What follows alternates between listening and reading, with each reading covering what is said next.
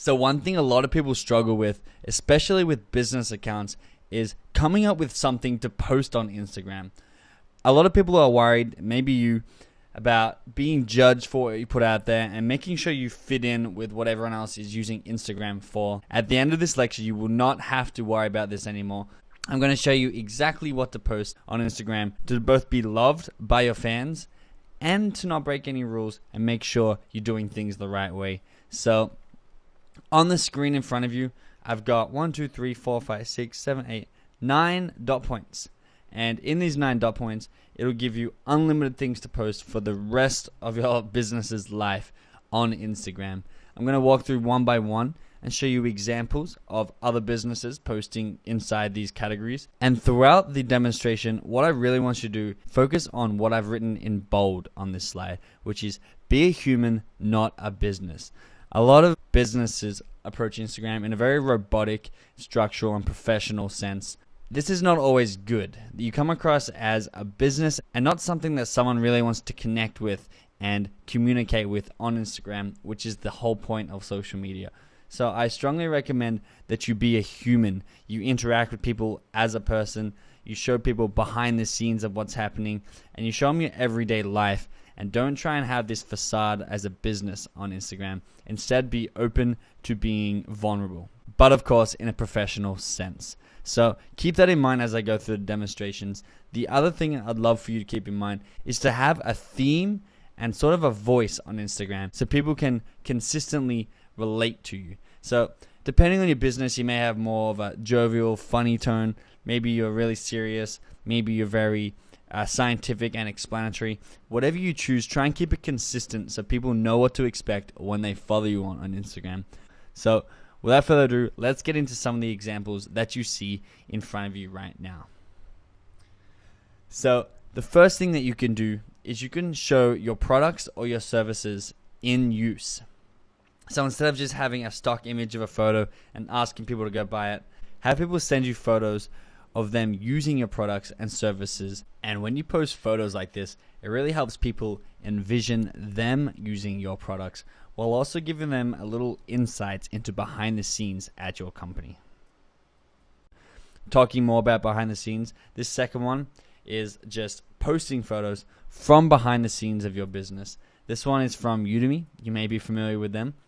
They have a group of their summer interns, this was captured, and they're just standing in the Udemy headquarters in front of Udemy sign.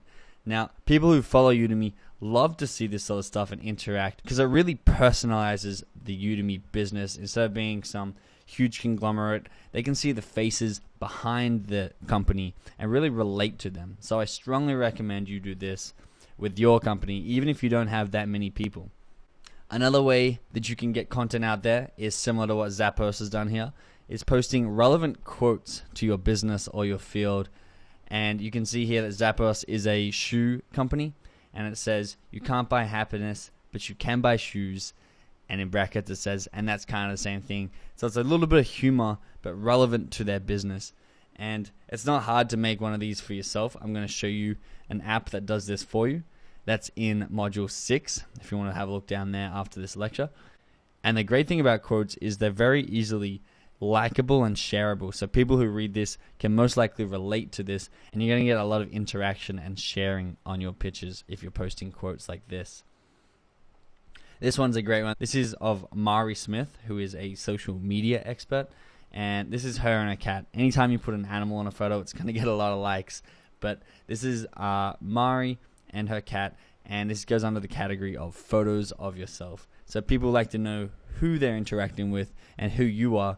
So any photo with your face in it is always a good photo.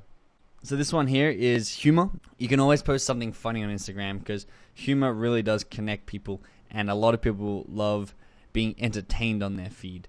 And it's a reason to follow you. If you can entertain your followers, people are more likely to want to see you regularly on their news feed, so they're going to follow you and share your stuff with their friends.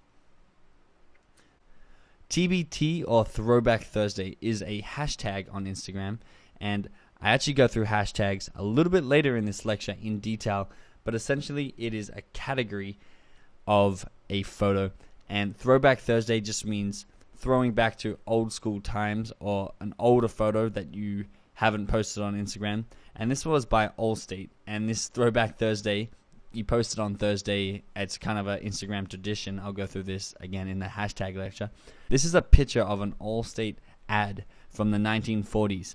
And this was their Throwback Thursday. And it's really cool for followers to see the history of a company. And again, it's really behind the scenes and something that they can connect with. Lastly, a really good one is just, what are you doing? As in, right now, what are you doing that is either related to your company or is just sort of like a fun adventure that people would like? Take a photo of that and caption it with what you're doing right now. Give it a little bit of talk. This was by Google, and it was explaining how there are really cool workstations outside at the Google headquarters. And this is one of the Google employees working outside. So he's just posted the photo of himself. So it's really cool for your followers to be able to see what you're doing at any point in time. And they really feel a stronger, more personal connection if they can see you in action, either working or on a family adventure. It really makes you human. The last thing I want to point out is you should have the mindset of never being able to run out of things to post to Instagram. A lot of people get in their own head and set limited rules, when I really think you should just express yourself and be yourself, and you can see what people like. So don't be scared to post the wrong thing on Instagram, because if people aren't liking it, interacting with it, you can always delete it and remember not to post anything similar to that again. Alternatively, if you're posting something you don't know if people like, it may take off and you may be able to post a lot of that sort of stuff over and over again and see great results. So just split test what people want and take notes and record. Go through your old photos, see what's got the most likes, and see what people are connecting with, and just do more of that stuff. So I hope this gives you a lot of ideas of what you can post on Instagram. I'm going to go ahead now and show you exactly how to post it.